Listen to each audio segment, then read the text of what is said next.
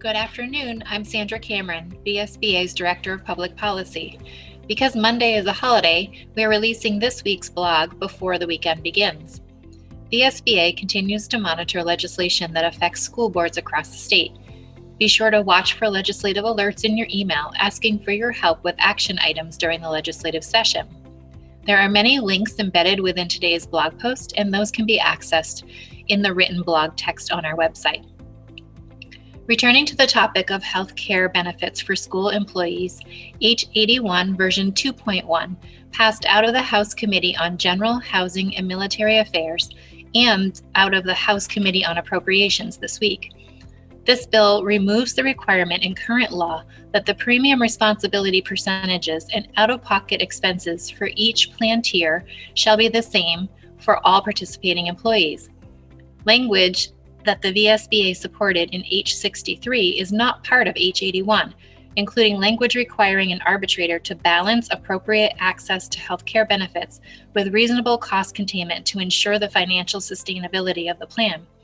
Additionally, the bill does not require the arbitrator to consider the percentage increase or decrease in education spending that is likely to occur under either party's proposal for the full term of the award as compared to overall economic growth for the state of Vermont. The full House of Representatives will be voting on H81 early next week. Thank you to local school officials who submitted 23 letters to the legislature as written testimony expressing concerns about H81.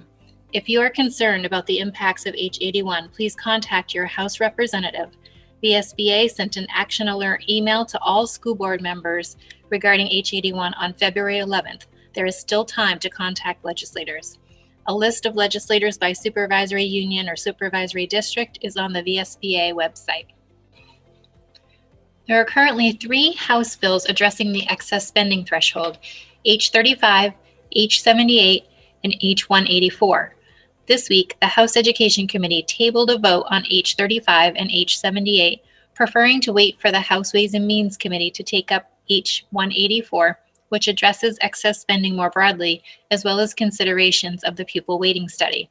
Specifically, H184 proposes to eliminate the excess spending penalty and change the way the homestead property tax rate is calculated.